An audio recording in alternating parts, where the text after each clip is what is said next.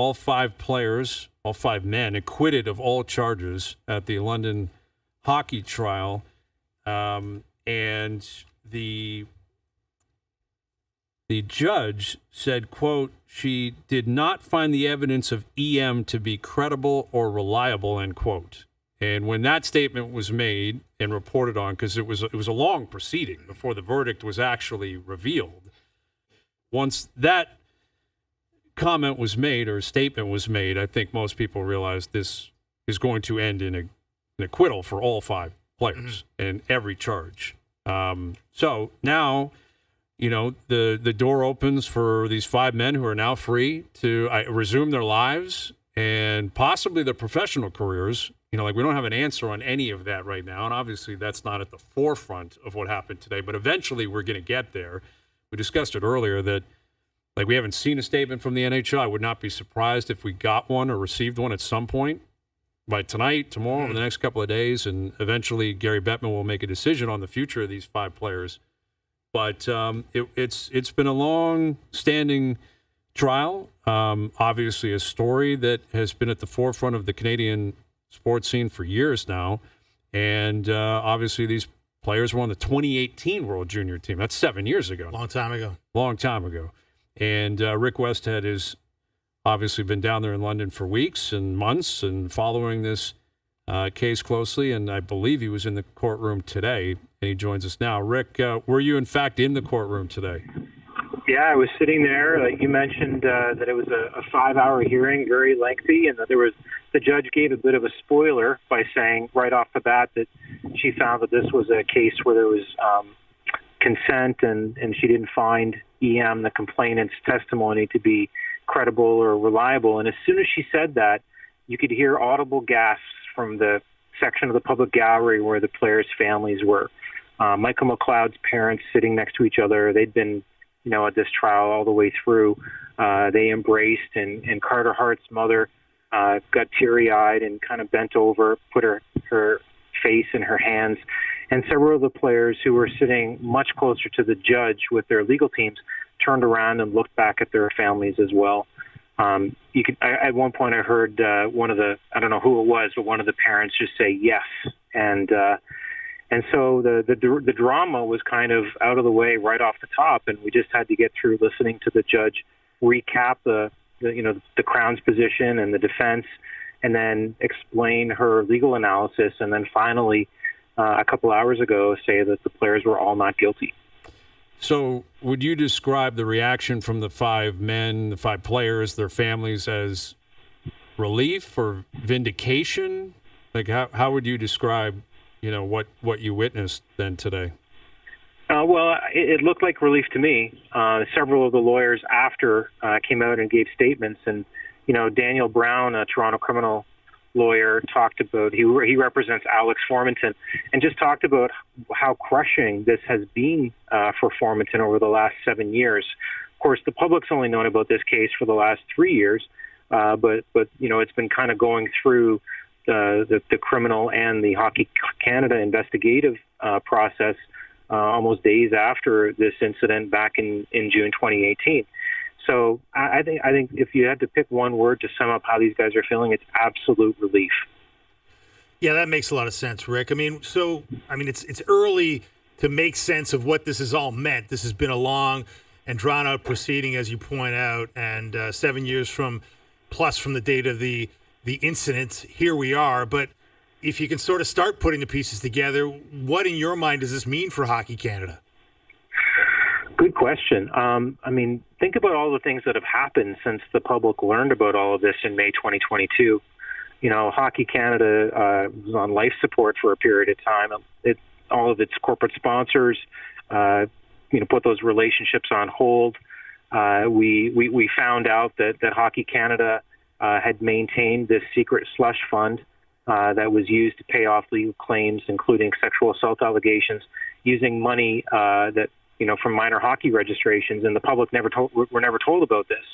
I think if there's something that's in the public good that's come out of it, it's the fact that Hockey Canada now has a new independent third-party process, and it may not be perfect, but at least there's a way now for people kind of across the country, if they have complaints about abuse and maltreatment, to know where to turn to make those complaints so that they're received, and if there's credibility behind them, that they're investigated properly. So there has been something good that's come out of this, and it's a better process for looking at these kind of complaints.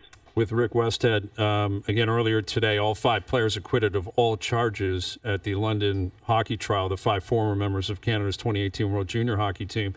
Again, it's very fresh, very raw news, but do you have any idea or any reason to believe what these 5 players intend on doing with their futures in terms of either trying to play again? Will they be able to play again? Will they seek any legal retribution? Is that even something that they're capable of doing?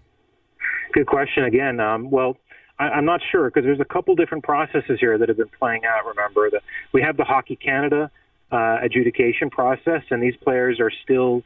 I've talked to several of the players' lawyers who've told me that these players are still suspended by Hockey Canada, and that they appealed that decision, and that an appeal committee by Hockey Canada kind of put everything on hold until the criminal process played out.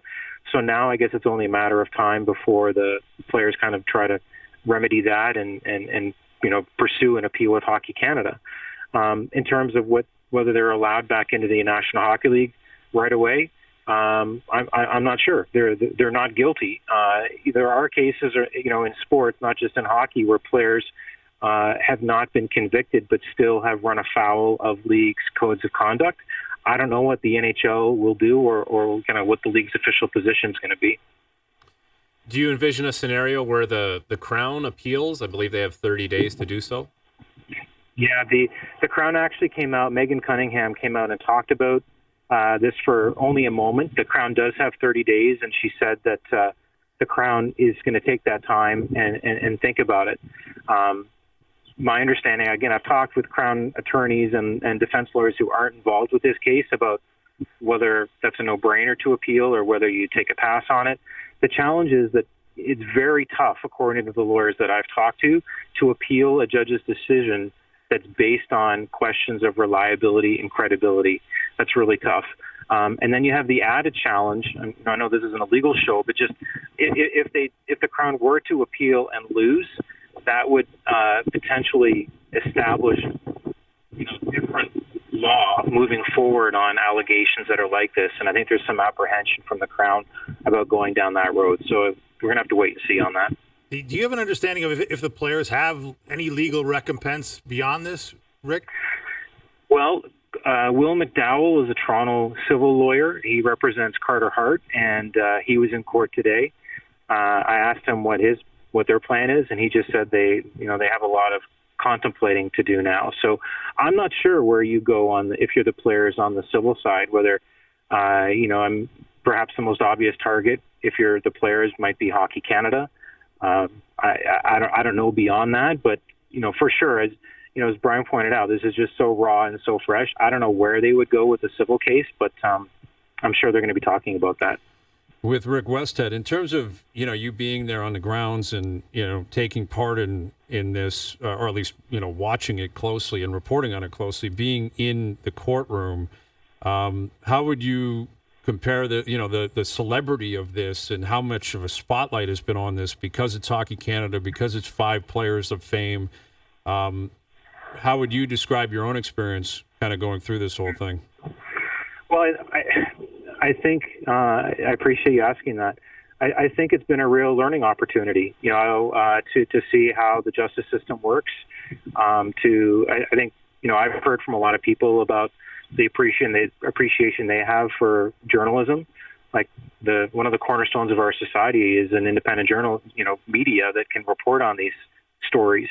And we've done that. We've been in that court every day of the pretrial hearings and the trial itself. So, I've kind of found myself also kind of going back and forth. People ask all the time, well, do you think they're going to be convicted? Do you think they're going to be acquitted? And my opinion on that's kind of swung as the case went on because these lawyers are so good. the Crown Attorney in this case is one of the best in the province, and the defense teams are, best in class at what they do as well. David Humphrey representing Michael McLeod and Megan Savard, who's been in the news quite a bit lately as well. So it's really just struck me how the legal process plays out, and some of the shortcomings. I think there's going to be calls for some changes. We saw that in 2016 after Jian Ghomeshi was acquitted, an effort to try to change the criminal code with regard to how sexual assault complaints are handled.